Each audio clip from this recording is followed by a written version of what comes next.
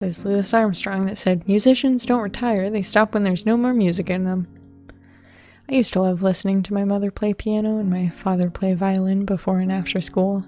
Melodies from Arvo Part, Yiruma, and Nyman would fill my weekday mornings, the soundtrack to my life. I was taught piano from a very young age. Being the child of two world-renowned musicians, it was no surprise that I inherited their aptitude for music. They were so proud of me, and it made me happy to see them smile. But somewhere along the way, that pride turned into expectations, and my happiness turned into feelings of obligation. Of course I would master the piano. Of course I would win awards and recognition. Of course I would carry on my parents' legacy. Of course. There was never any doubt about it, not in their minds. But what about mine? All it took was one question to plant a single seed of doubt in me. Do you even like playing piano? The first time I heard those words, I thought they were absurd. Yes, of course I like playing the piano. Why would I play if I didn't enjoy it? To satisfy my parents? I told myself that wasn't the case. But more and more people began questioning me, like a gardener watering his seedling, and the more I heard it, the bigger the doubt grew and grew, until one day, I didn't win. It was a statewide school competition. I made it to the final performance, representing not only my school, but my whole district. I was the first person to perform that night, and I had fun. So much fun. I was able to listen to all the other competitors play, and I truly admired their skills. The sight of polished ebony and ivory, the feel of solid keys underneath my fingertips, the sound of perfectly tuned notes. The whole experience told me that I genuinely enjoyed myself. But at the end of the night, I didn't win. Didn't even place second in the competition. And that's when my parents, the people that first nurtured my love for music, accused me. Do you even want to play? Do I? If I was playing for myself, then why did I feel so terrible? If I was playing for my parents, then what do I do when they're disappointed? I don't know. Do I even like piano? Pressing the button on the side of my phone to raise the smooth voices of Ella Fitzgerald and Louis Armstrong, drown out the chaotic noises of busy foot traffic and fellow students waiting in line at the administration desk. It's 11 in the morning, so everyone is either on their way to an early lunch with their friends or on their way to their next lecture. Fortunately, my next class isn't until 12. Unfortunately, I lost my student ID two days ago, and now I have to spend part of my lunch hour waiting in this stagnant queue. Checked the lost and found desk yesterday, but had no luck there. Retraced my steps around uni, nothing. Since I'm still new to Quebec, I don't have any friends I could call upon to help me out. In the end, I have to ask for a new ID card. What a great way to start my semester abroad. Roll my shoulders back to loosen them up, letting go of some of the stress that's been getting to me. Hi! I jump back in response to the sudden greeting. A black-haired woman stands a little too close for comfort with a wide smile on her face, and she gives me a small but friendly wave. Hello? Remember me? I don't. Who is this person? Scanning the stranger from head to toe, I see nothing about her that triggers any name or face from my memories. Damn. The other day. The other night? My eyes slowly widen when I recall the events in the music room 2 nights prior. Oh, the composer. Her face lights up with glee. I take my left earbud out and let it hang so I can hear what this person has to say. So you do remember me? Just barely. Her smile disappears as she slumps her shoulders. Well, let me refresh your memories. I'm Valerie. She offers her hand for a shake. Clutching the straps of my backpack, I try to avoid any physical contact with this stranger. She's been acting way too friendly for someone I just learned the name of. Picking up my subtle hint, Valerie retracts her hand and instead offers me a bright smile. Anyway, I'm glad I found you. You are? Have you given my offer any thought? Your offer? If she's talking about the other night, then do you mean how you demanded that I play your song for you? You could look at it like that, or you could look at it as an opportunity to perform the next great masterpiece of the century. Her wide hand gestures suggest that she might have done theater in the past. I respectfully decline. The queue in front of me starts to move. I follow the flow, and for some reason, Valerie tags along beside me. Won't you reconsider? Like I said the other night, when I heard you play my song, I instantly felt something within me, like a spark. The persistence of this woman is almost commendable. Almost. You called it a vibe. Oh, you remember that, eh? Then you must have felt it too when you were playing. Why did I have to open my mouth? I take another step forward in the queue. Once again, I respectfully decline. Of course, I'm not asking you to do this for nothing in return. She paces side to side in front of me with her finger on her chin. Her jet black hair sways with each step. Suddenly stopping in place, Valerie makes an expression that tells me she thought of a brilliant idea. At least, an idea that she thinks is brilliant. How about this? If you help me out, I'll treat you to lunch at your favorite restaurant. But, please go easy on my wallet. I'm a college student too, after all. It's not like I even know any restaurants around town. I decline. She stares blankly at me, waiting for something else. Her lips curl into a mock snigger before she speaks. Not respectfully this time. My cheeks puff with the laughter I try to subdue. It was a dumb joke, but it caught me by surprise. Letting out the smallest of chuckles, I hide my face by turning away. You laughed! I let out a slow, deep breath to compose myself. Straightening my back and slowly turning around, I face the tenacious woman before speaking in the most serious tone I can muster. No. The smile on her face tells me she doesn't take me seriously. We both take another step forward in the queue. Okay, how about lunch and dinner? She leans a little closer, but remains at arm's length. There's a suspicious twinkle in her eye. 2 free meals. What do you say? Sounds like a sweet deal, right? Free? Aren't you asking me to learn a new song and play it in front of an audience for your sake? I'd hardly call that free. You're right. 3 meals in exchange for your time and services. I can negotiate all day. She holds up 3 fingers on her left hand. You really aren't going to take no for an answer, are you? I step past her as the line progresses, but she once again treads ahead of me to continue her negotiations. Seeing her stand her ground firmly in front of me, but relaxing her shoulders to welcome me, I struggle to gauge if I should be intimidated or not. If it could have been anyone, then I would have asked someone else. There's a wave of determination in her eyes. But Cadence, it has to be you! This might sound cliche, but when I heard you play my song, I knew straight away that you're the one. You're right, that does sound cliche. Laughing lightheartedly, Valerie continues to try and convince me. How about we just have lunch together first, get to know me, and then decide if you want to help me out of the goodness of your own beautiful heart. But beautiful? You think you can win me over with lunch and flattery? Well, it might be easier if we weren't in a rush. I actually have a workshop I need to get to, and you've been waiting in line for nearly 15 minutes. 15 minutes? I check my phone. She's right. There's only one other person ahead of me now. What do you need to do at the admin desk anyway? I look Valerie up and down, trying to decide how much I want to let her into my personal affairs. Although, now that I think about it, I did lose my ID card on the same night that I first met her. Perhaps she'll know where it is. I lost something. Her big blue eyes widen for a moment. Could you be talking about... Reaching into the pocket of her jacket, Valerie pulls out a small white card. My ID card. You dropped it the other night. As I suspected.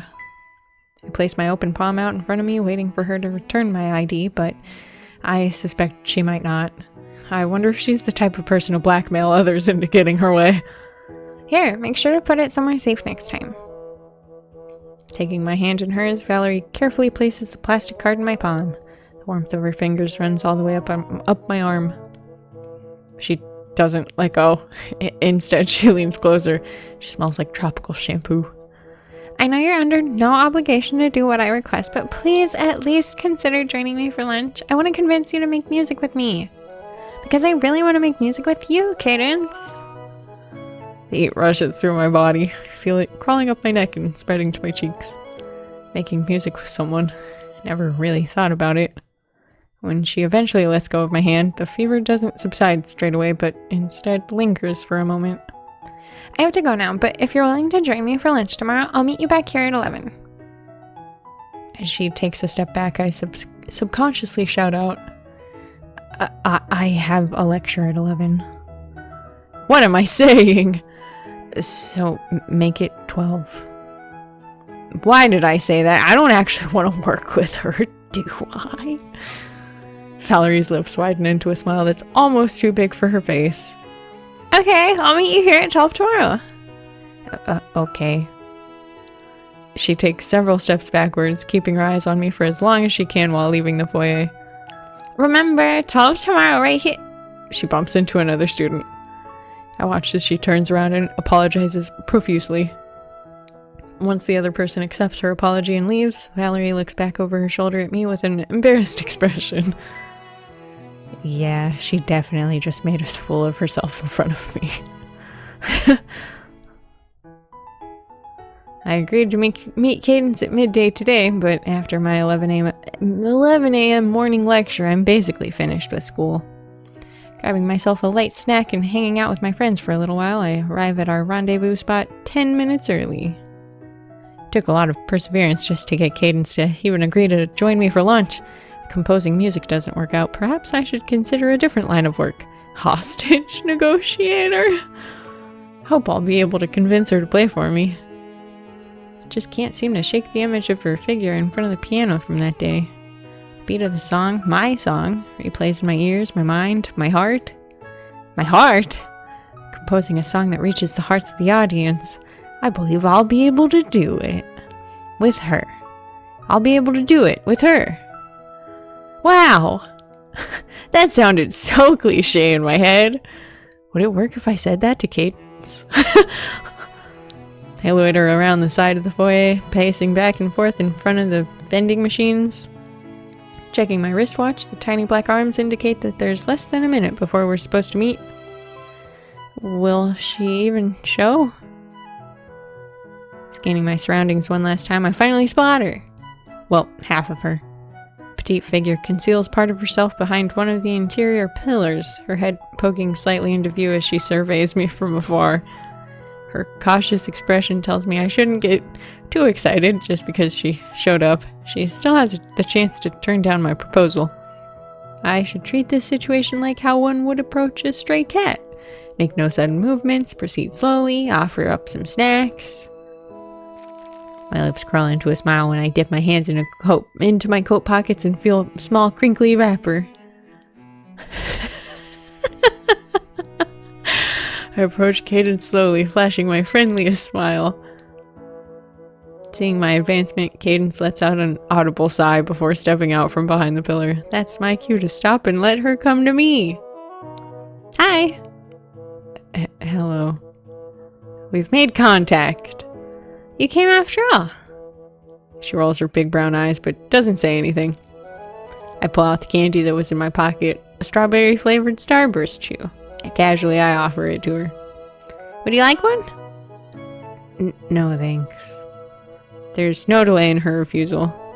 Okay, then. I unwrap the red candy and pop it into my mouth. No point letting it go to waste. Thanks for meeting with me. Cadence gives a slight nod of acknowledgement while clutching the straps of her backpack. So, I said I would treat you to lunch. Where'd you like to go? Well... The shorter girl tucks a loose strand of gold hair behind her ear. Her black eighth note shaped earrings catch my eye. She must really love music. I'm not really familiar with the food in this area, so I don't mind where we go. Oh, you're not from this area? Where did you grow up? Sydney. Sydney? Yeah. is Sydney. Wait, unless she means Sydney, Australia? Yeah. Wow! I put on my... Oh no, don't make me do that! No! God! Oh my god, you're about to kill me out here! Put on my best Australian accent, which I must confess is not a very good one. God fucking damn it. Oh no, what are you about to say? Oh no! Of course! Oh lord. Shall I? Oh fuck. Shall I throw some shrimp on the Barbie? I can't even fucking do that accent, I'm sorry.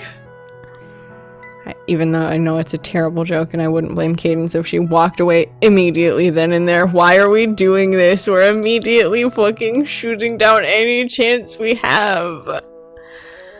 Oh, thank goodness she doesn't. She does retreat a single step, but she is still here, putting up with me. This girl must be a little bit fond of me. Never say that in front of any Aussie again. My carefree chuckle contrasts with her serious tone.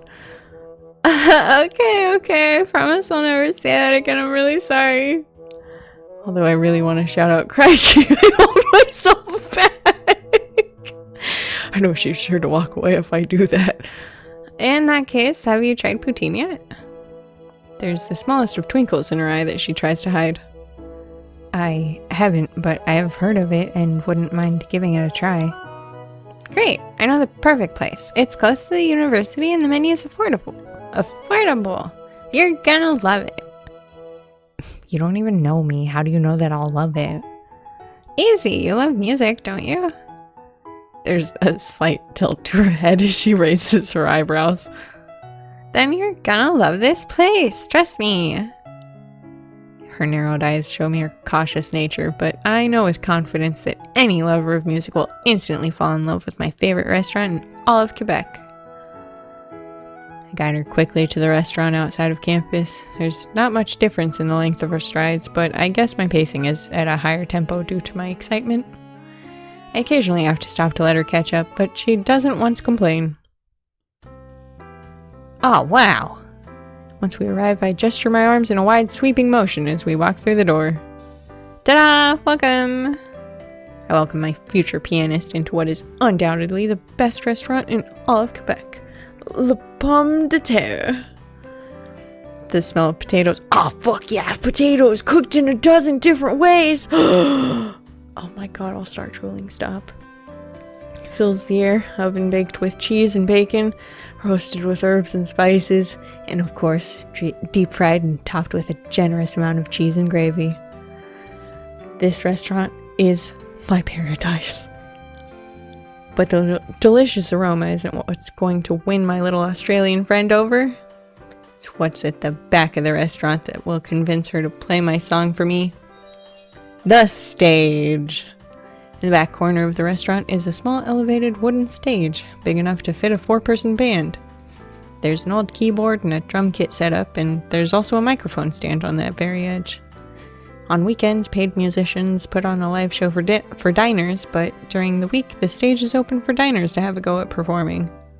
Usually it's the young children that'll get fascinated by the instruments and play around on stage, at least until their parents get embarrassed and pull them off in a hurry.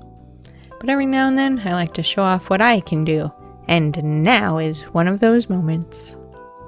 Welcome to the best poutine place in all of Quebec. Cadence's chocolate brown eyes wander around to the modest restaurant. She spots the keyboard at the back, but doesn't show me any reaction besides the slight lingering of her attention. That's a big claim. Trust me, I'm gonna treat you to the best poutine you've ever had. It will be the only poutine I've ever had. Exactly! And therefore, it's the best! She tries to hide the smile that creeps onto her lips. Until I find somewhere better. I wiggle my finger in the air while tutting at her statement.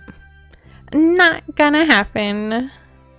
Guiding her further into the humble restaurant, I notice that my usual table is available, right next to the stage. Rushing over, I pull out one of the wooden chairs facing the stage and gesture for Cadence to take the seat.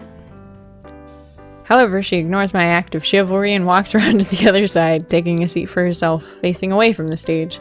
Instead, she has a view of the other tables and chairs in front of the restaurant. Not really the best view, if you ask me.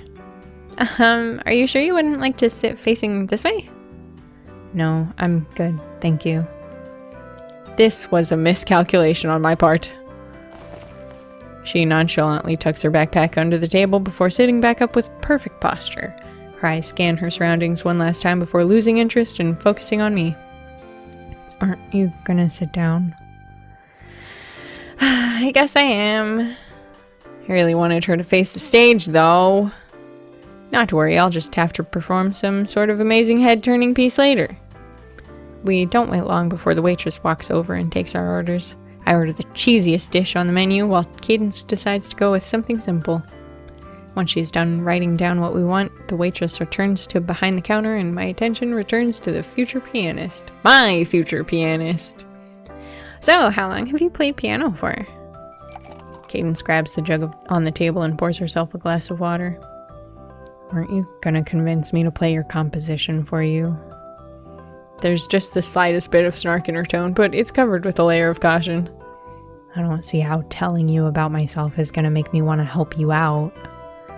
When her glass is full, she holds up the jug and gives me a curious gaze, tilting her head slightly to the side. Do you want some? How kind of her. I push my glass closer to the middle of the table. Yes, please. And thank you. She fills my drink for me. You're right, but I just wanted to know a little bit more about you. I guess I should start off by telling you more about myself. I sit up tall and flash my most confident smile, pointing a finger gun at my companion as she sets the half-empty jug back onto the table.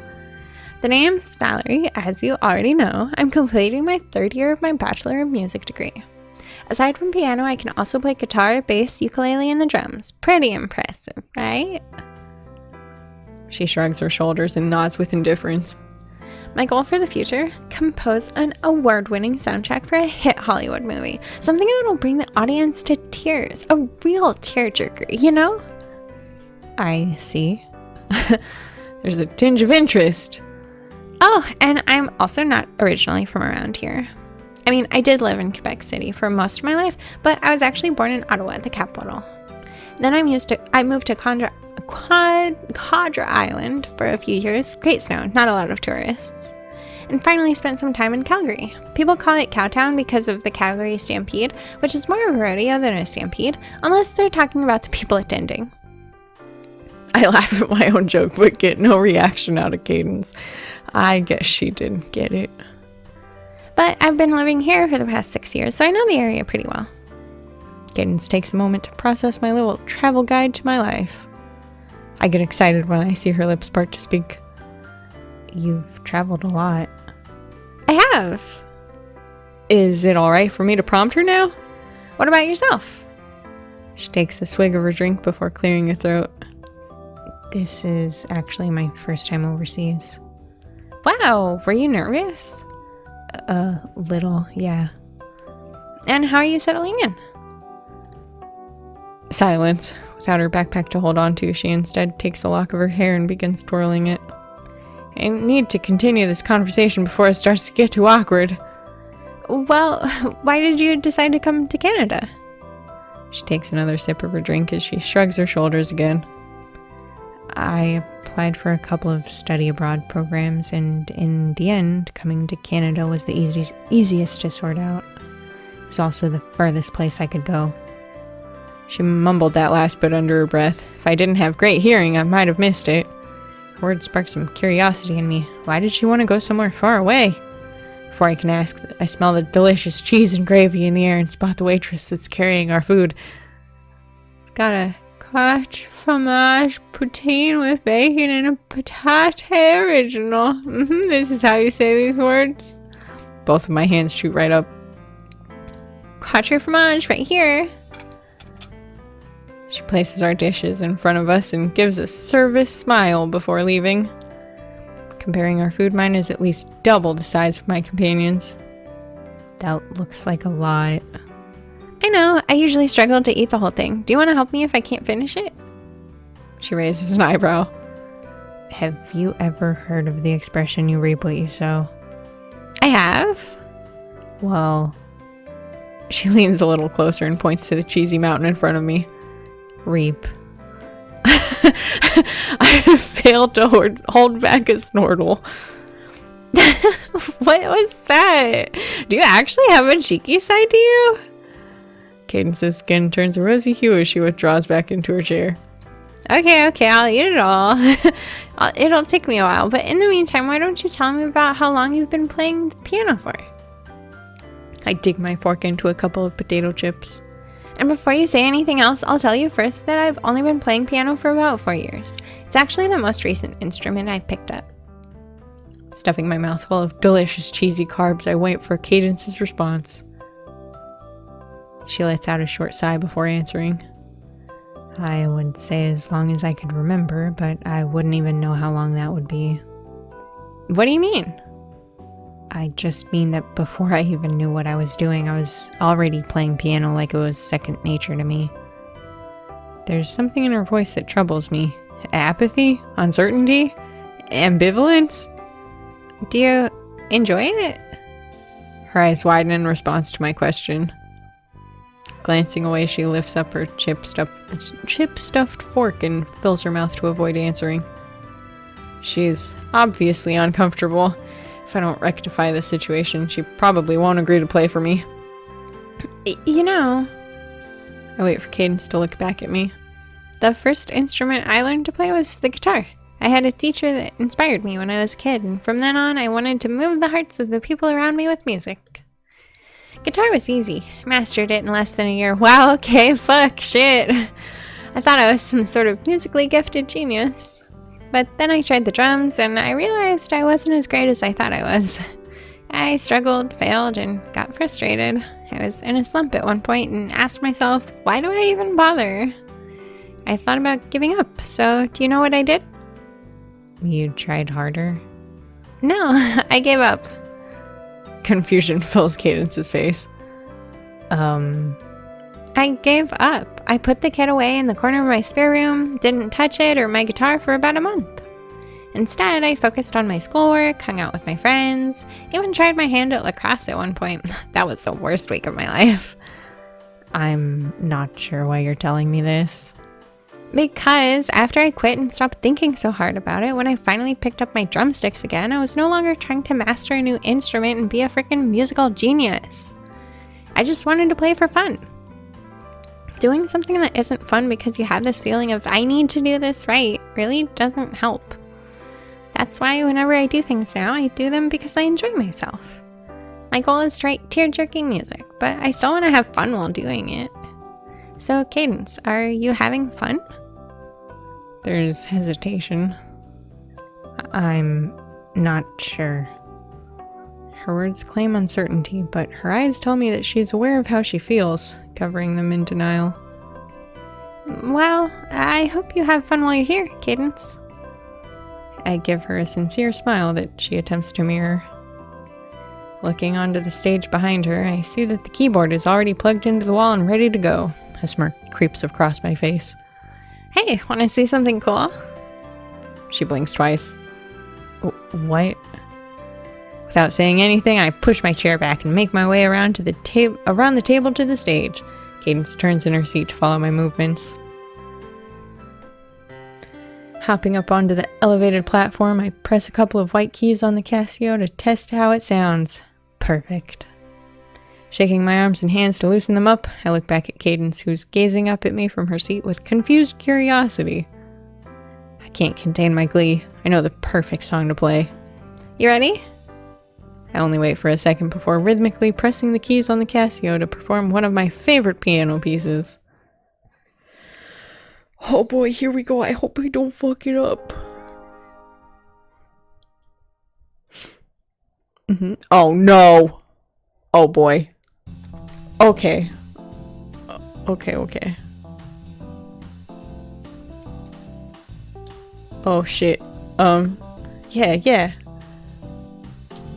Oh, nope. I fucked that up. Okay. Oh, fuck. This is difficult. Ah! Fuck! No! Oh no, we're ruining it. There we go. Just had to get into the swing of it. Oops. Yeah. This isn't gonna be good though. It's gonna be bad. I can already tell. Oh, yep. Oh, frick. Oh, shit, no.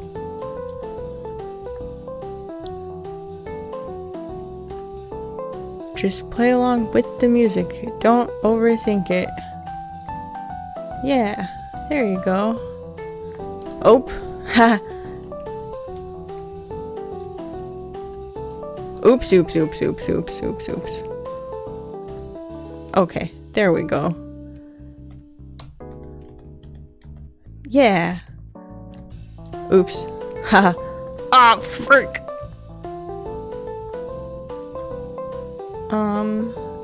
Is this actually going in rhythm with the music? Because I'm kind of feeling like it's... Oops. I keep fucking this up. It's real bad here.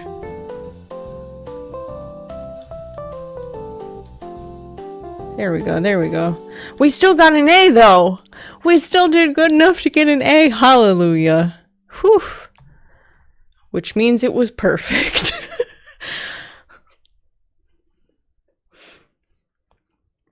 Oh. Loading. Game. Uh-oh.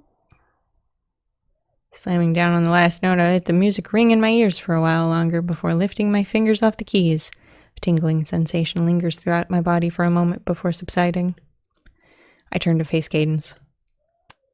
Her applause brings a smile to my face. Her big brown eyes are wide with awe.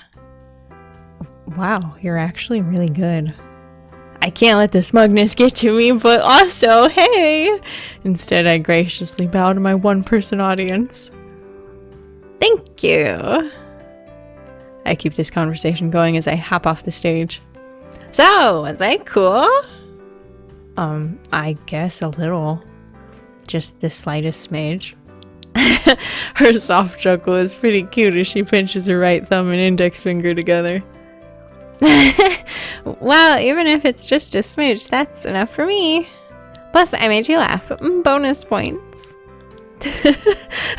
She's surprised by my words. I return to my seat, sitting down on the wooden chair across the table from Cadence, my eyes never leaving hers. Cadence, I know we hardly know each other, but when I heard you play my song that night, I knew straight away that I needed you to play my song again. The times we've talked, you look like you've always got something on your mind, like you're unsure about something.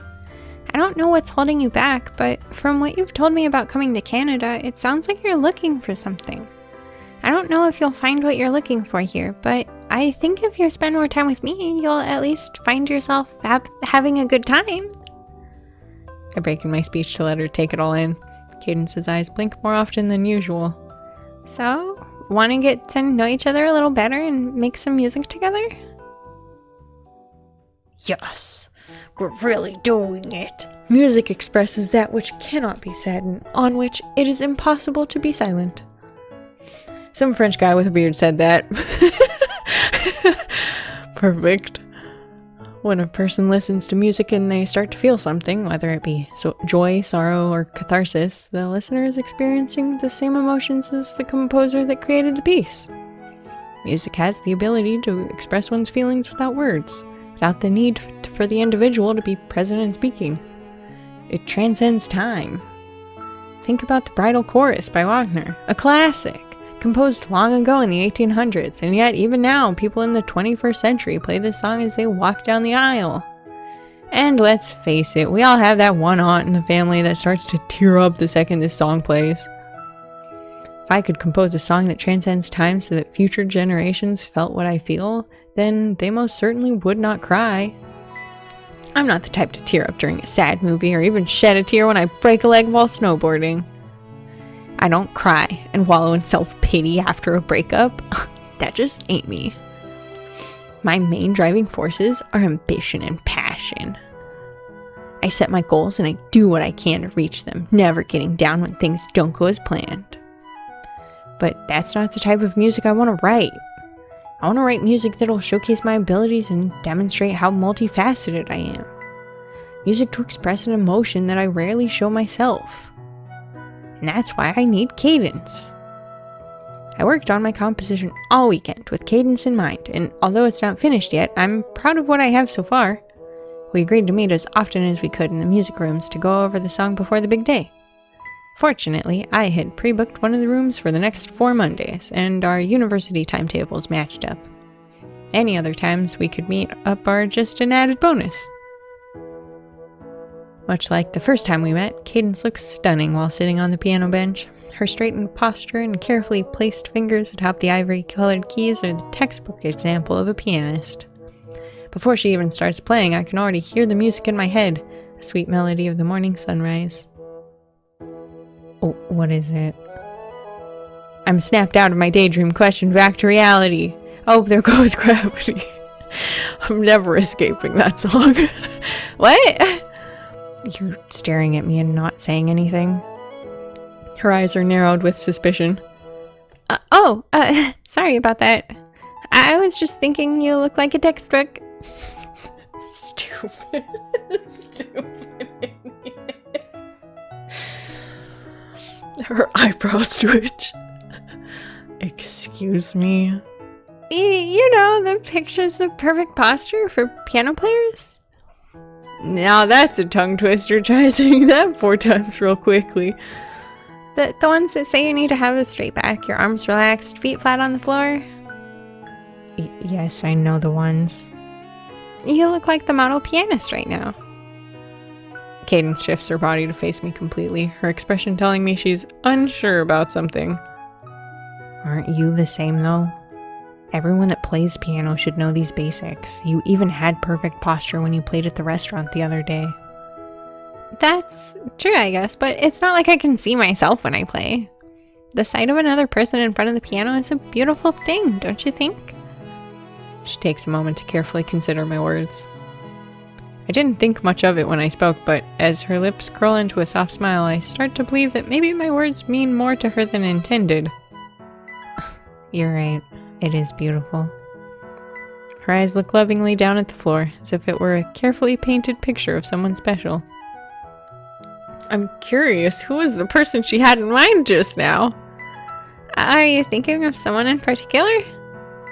Cadence quickly turns back to the keys to avoid answering. It's already 15 past. If we don't start practicing now, then we'll run out of time before I have to go to my lecture. I guess I'm not going to find out today. Okay, you're right. Let's get started. Are you ready?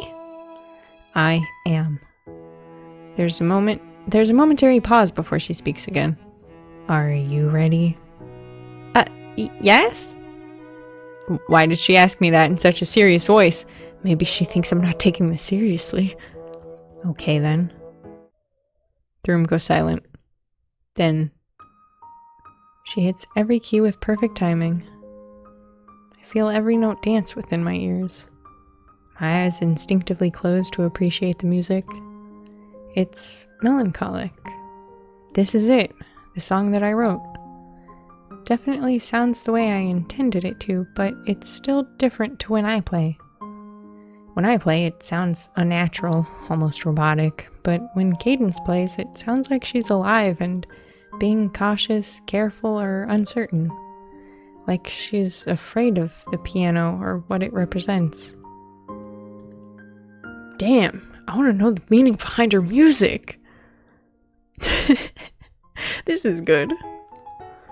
The true beauty of music is that it connects people. A quote by Roy Ayers? Shit. Saw that on an Instagram post.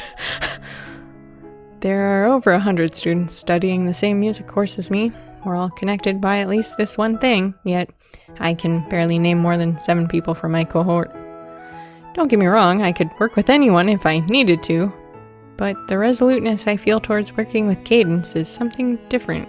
It's like a perfectly tuned guitar string that had been plucked at just the right time in my life. And yet, you want me to join you for dinner? I love all the subtle, just like, pride flags that are hidden in the backgrounds. Yeah, it'll be fun. You can't guarantee that. And yet the other strings were all out of tune. Look, there'll be live music, poutine, and great company. What more could you want? Peace and quiet, a chicken parma, and I don't even know your friends. How long have you been in Canada for, Cadence? 3 months? 4? Only 7 weeks, Valerie. Oh, so not as long as I thought. But the point I'm about to make still stands. You've been here for over a month, and from my observations, you haven't made a single friend besides me. When did we become friends? The smile on her face lets me know that she's joking. When you started tolerating me, that's when. She scoffs at my answer, but her smile doesn't leave. I'm being serious. You need to experience the beauty that is Quebec, and the best way to do that is to meet the locals. Aside from attending classes and working on my song together, I haven't seen or heard Cadence mention anything else about her time here in Canada. She eats alone when I see her at lunch and spends her weekends watching Netflix. As an avid traveler myself, the very idea that she's squandering her semester abroad like this just irks me. Thanks for inviting me, Valerie, but I'm just gonna have a nice quiet night at home and try to get a head start on my assignments. Are you absolutely sure? Yes. Absolutely positive? Yes, Valerie. Okay, I understand, but just know that you're missing out on some great poutine. You really love your poutine. It's the best. She tries to hide her smile by turning away, but I can still hear her muffled giggle. She's been showing more sides of herself to me lately. However, my great sense of humor hasn't been enough to convince her to spend more time with me. Damn.